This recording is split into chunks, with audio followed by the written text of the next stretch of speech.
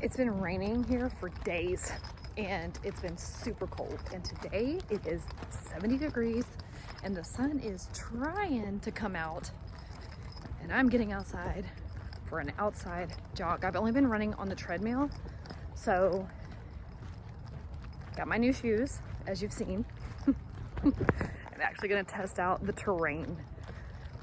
You can kind of get your feelings hurt sometimes if you run outside on real like terrain and not a treadmill, because you think you've conquered the whole treadmill life, and then you get outside, you're like, whoa, that was a little harder than I thought. So here we go.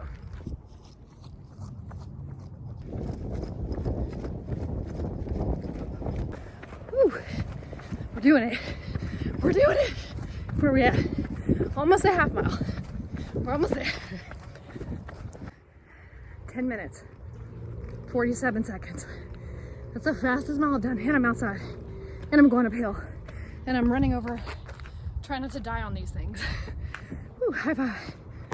The true concern is that my daughter and I are gonna run a 5K this springish, late spring, we're gonna say late spring, according to that run.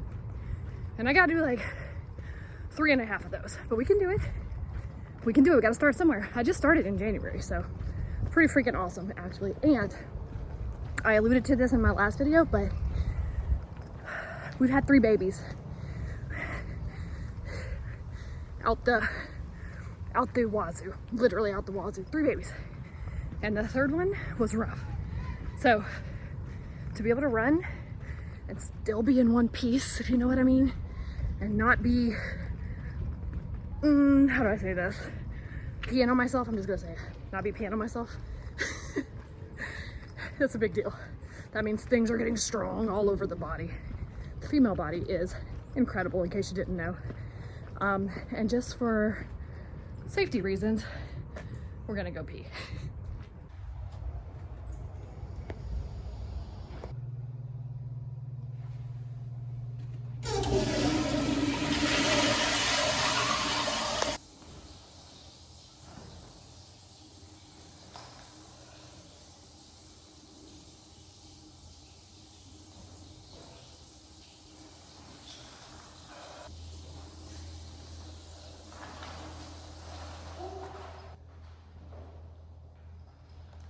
Should have blew my nose, but it feels so much better just coming out of the sweatshirt. That one was hard. Did the 2nd mile. I think 10 minutes, 57 seconds. And I felt that one. Heart rate was at 162. Pretty sure that's the highest it's been in a really long time.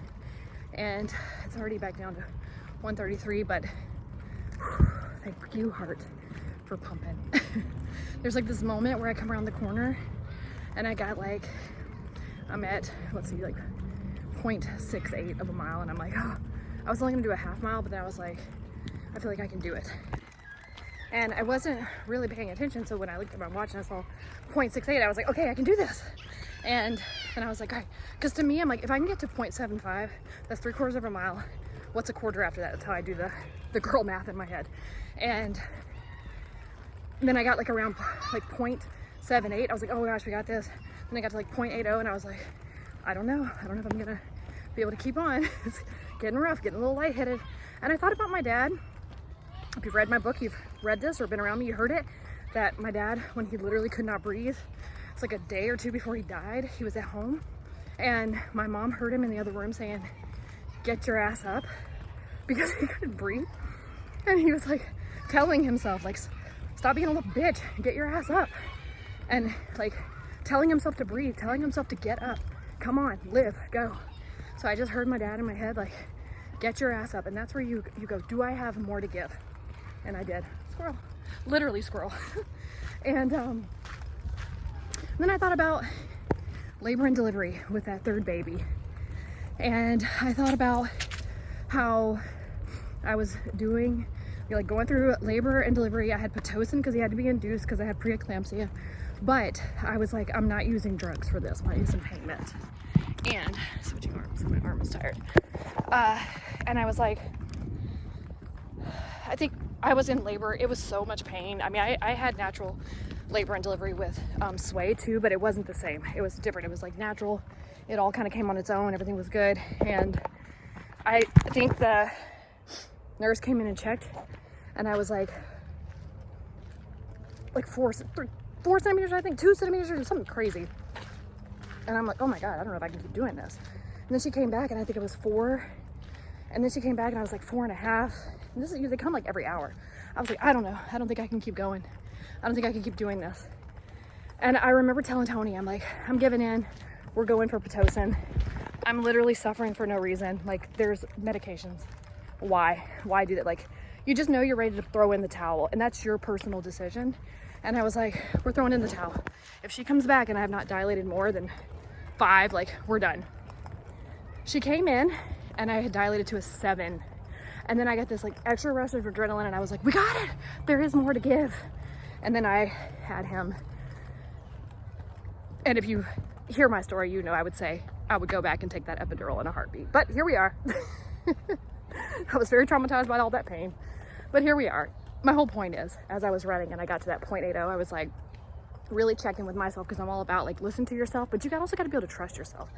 And you know when you're bullshitting, you know when you're like, I got more to give, but I just don't want to give it because it's hard. And I was like, I got it in me. And I pushed. I pulled down deep from somewhere and I pushed it. Just all those stories of people and my dad, myself, and other people that I know who have done hard things. And I was like, you got it. So 2 miles. 2 miles with a little break for a walk. I did 1 mile, stop for a potty break. Until I got kids who say potty. Stop for a break. And then I went back out and hit it again, did that second mile. That one was a lot tougher, but here's the most incredible news. Number 1, I did 2 miles outside. Number 2, I'm not as in bad of shape as I thought I was. Like, we're gonna be all right. And number 3, my body's holding up in all the right ways. Like, I could feel like my joints, and I could feel my heart pounding, and I could feel some of the weakness in my bladder still, but my body's holding up. And it's just like a reminder that I'm alive and that we can condition these bodies and we can put them, like, we can get them back in shape. And that's the most incredible thing. If you do the work, you'll get outcomes. And I remember this from 2018 when I was getting in shape the first time. I think I was in my early 30s, and I felt really old in my body. I felt like my joints were stiff. I was slow. I was out of shape. I was out of breath. I was overweight. And then I got in the best shape of my life. And then the pandemic came, and then I got pregnant, and then all the things happened. And here we are again. You can do hard things. Mommy.